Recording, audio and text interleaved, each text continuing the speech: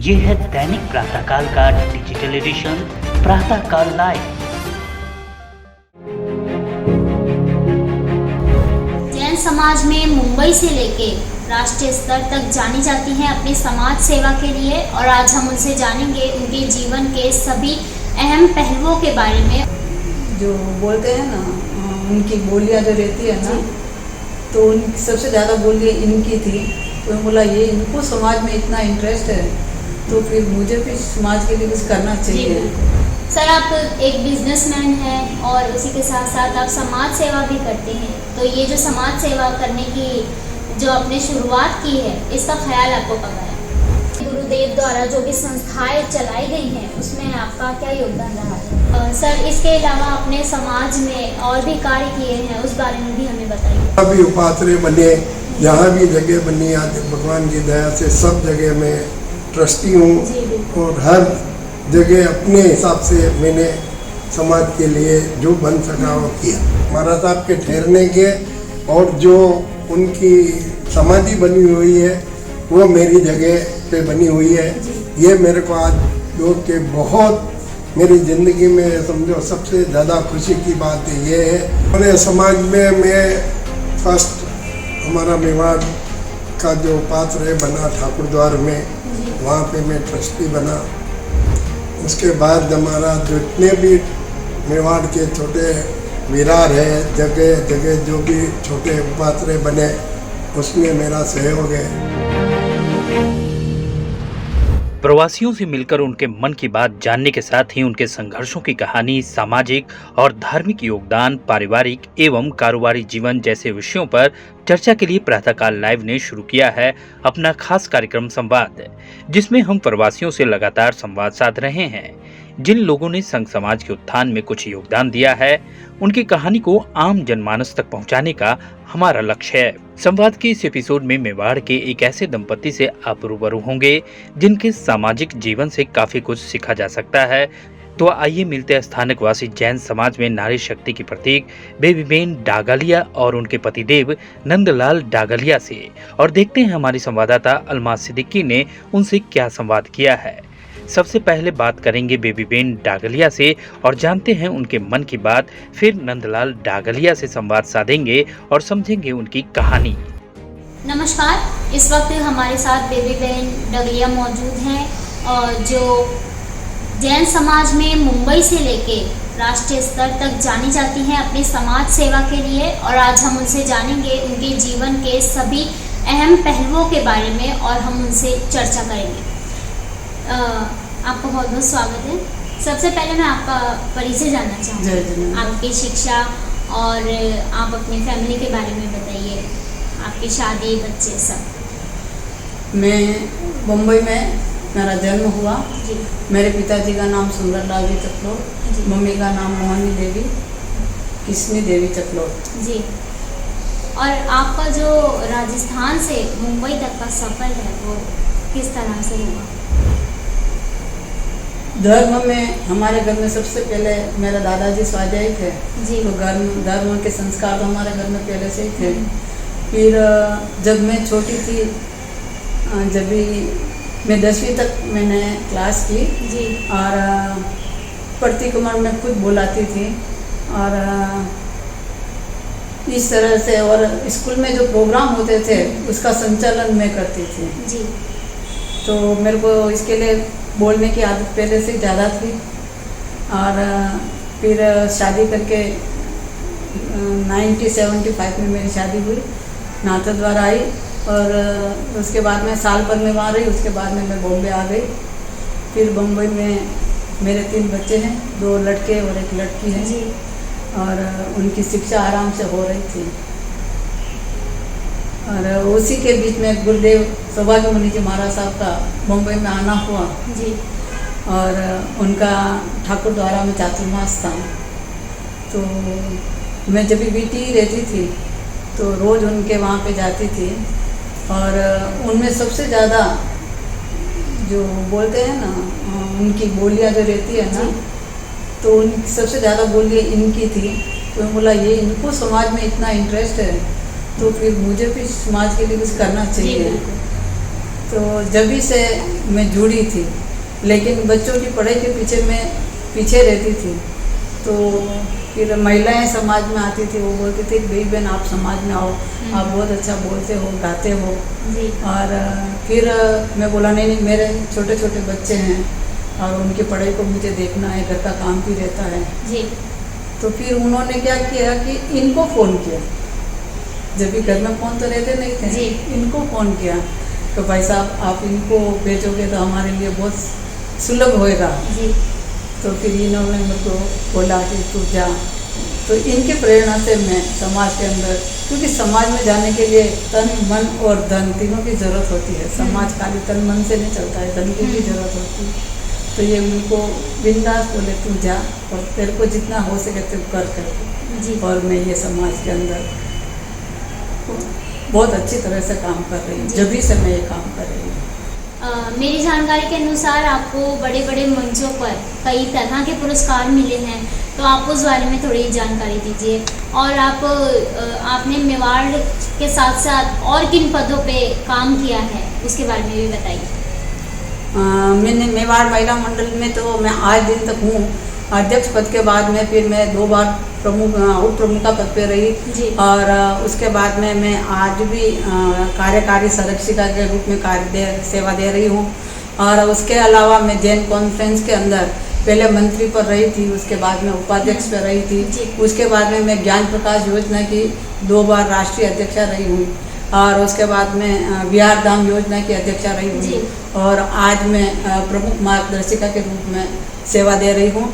और उसी के अंतर्गत मुझे सबसे पहला अवार्ड विदुषी नारी रत्न दिल्ली से मिला था। फिर दूसरा आदर्श नारी रत्न मुझे जोधपुर से मिला। और उसके बाद में भारत नारी रत्न मुझे गुजराती से मिला था। फिर अजरामर गुरु से मिला था, गुरु ट्रॉफी मंच में मुझे ये अवार्ड मिला। फिर गुरुदेव के मुखारबिंद से मुझे लता मंगेशकर, समाज की लता मंगेशकर का अवार्ड भी मुझे मिला। और इस तरह से कितने ही अवार्ड मिले हुए हैं, लेकिन ये जो मेन मिले जब मुझे बहुत ज़्यादा खुशी हुई थी। और उसके बाद में तो फिर गुरु की कृपा बरसती रही और ये अवार्ड मुझे मिलते गए। उसके बाद में मैं भारत जैन महामंडल में भी कार्यरत हूँ। उसके बाद में मैं सखी मंच में भी हूँ। फिर हमारा भी एक अच्छा ग्रुप बना हुआ है, पर्व फाउंडेशन।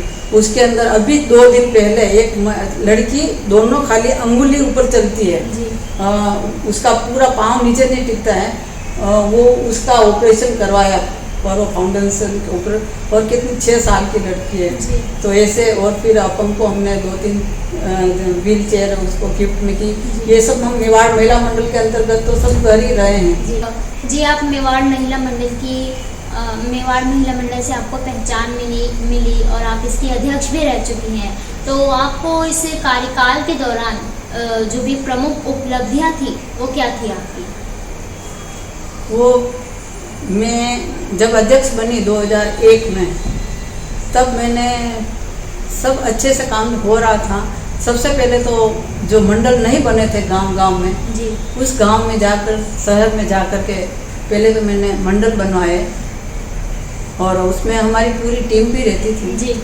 और उसके बाद में सब मंडल होने के बाद में सब महिलाओं को जोड़ा। और उसके बाद में फिर मैंने सोचा कि ये महिलाएं जो स्थानक तक नहीं पहुंच सकती हैं, उन्हें घर में बैठ कर के किस तरह से अपने धर्म के संस्कार मिलने चाहिए। उसके लिए हमने ज्ञान प्रकाश योजना की वो एग्ज़ाम चालू करवाई, ताकि वो घर पे बैठ कर के पढ़ सके और एक दिन स्थानक में आकर के वो अपना एग्ज़ाम दे सके। तो ये हमने चालू कराई थी पाथर की बोर्ड से। फिर उसके बाद में फिर वो थोड़ा सरल नहीं था, थोड़ा कठिन भाषा लगा, तो फिर हमने उदयपुर बोर्ड से चालू करवाई, अम्बेश गुरु सोच संस्थान से। तो आज भी वो ज्ञान प्रकाश योजना के अंदर 500 से 600 महिलाएं हर 2 अक्टूबर को एग्ज़ाम देती है, उसमें वो एग्ज़ाम देती है। तो मेरे को सबसे पहले उपलब्धि तो वो बहुत अच्छी लगती है कि चलो जो एक कार्य हमने चालू करा है वो निश्चित रूप से हो रहा है। और मैं भी खुद भी एग्ज़ाम देती हूँ।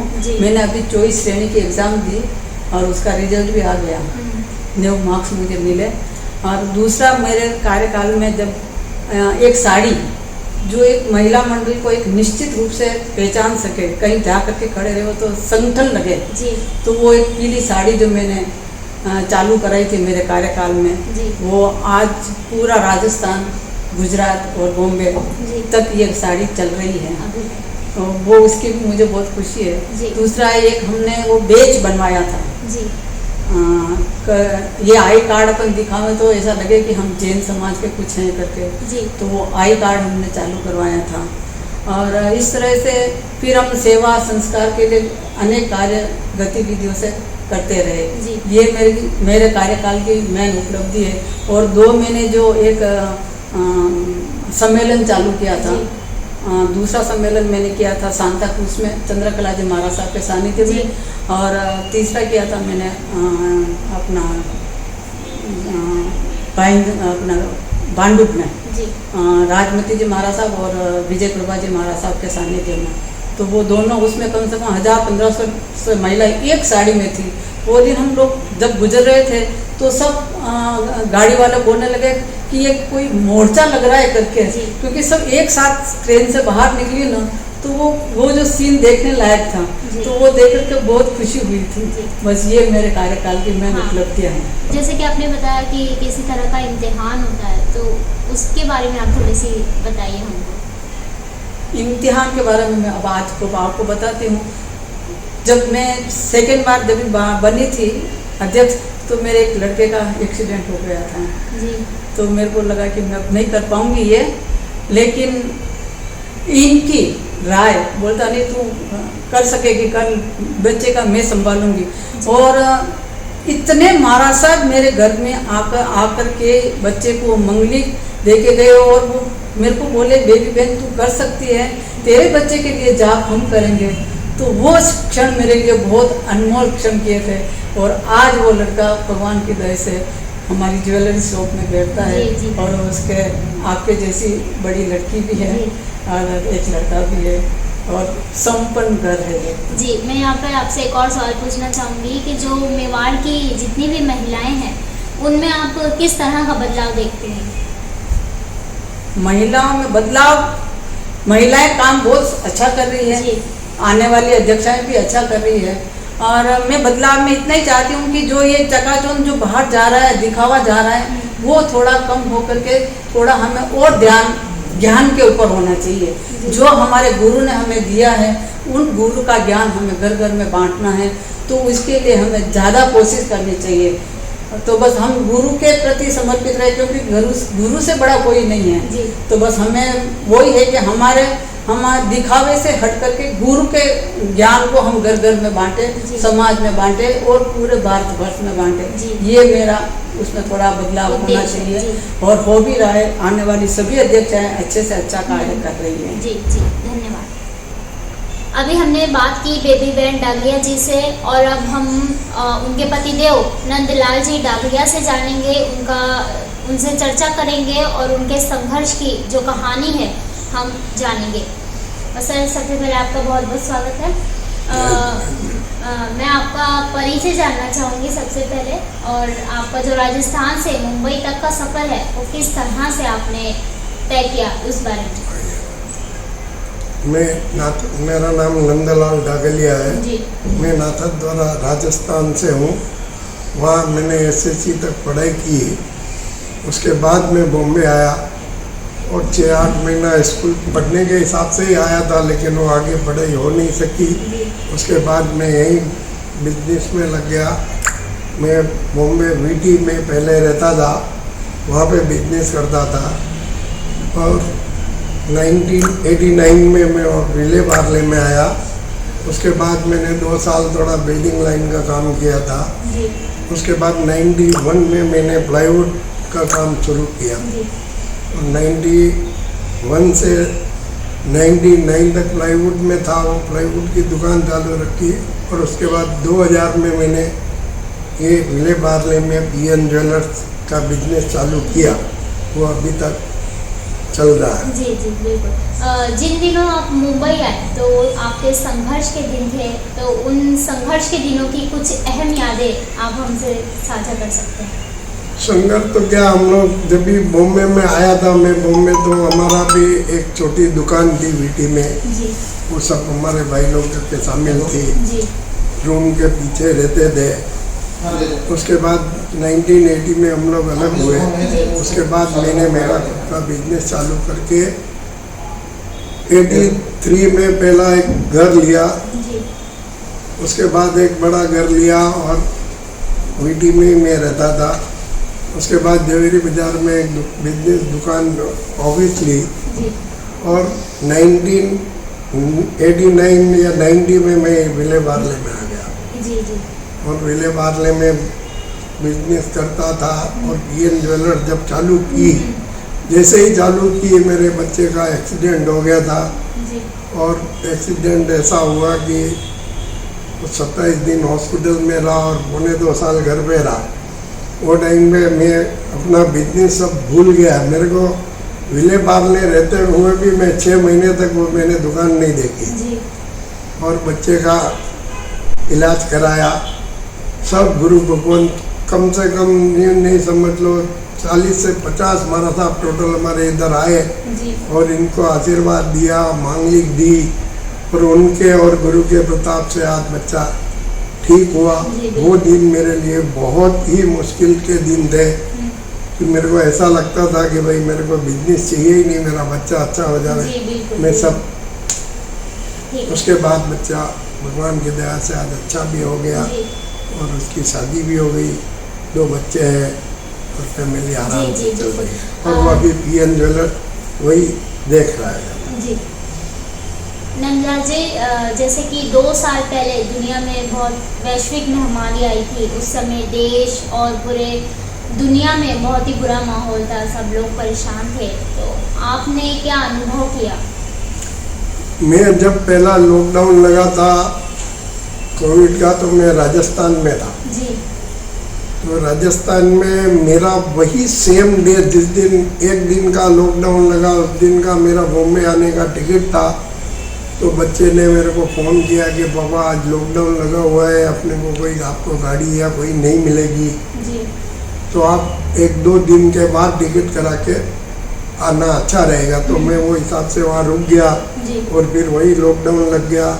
मैं 6 से 7 महीना वहाँ पे रहा। जी जी वहाँ पे जब मैं रहा तो मेरे को ऐसा बहुत फील हुआ कि बहुत जो नौकरी वाले हैं, जो रोज मजदूरी वाले हैं, उनकी हालत ख़राब है, उनका घर पे चूल्हा नहीं जल रहा है, बीमार भी तकलीफ होती है, गाड़ियाँ नहीं मिलती। तो मैं वो टाइम पे मैंने 2 से 2.5 महीने तक वहाँ पे किचन चलाया था। जो गरीब मजदूरों के हमारे बाजू में है बस्ती है, जी वहाँ पे हम लोग पैकेट बांटते थे, हॉस्पिटल में पैकेट बांटते थे और जो जो नौकरी पे था उनका जिनका काम नहीं चल रहा उनको वहाँ से हम लोग बैठ के पैकेट देते थे। जी मैंने 2 से 2.5 महीना किचन चलाया।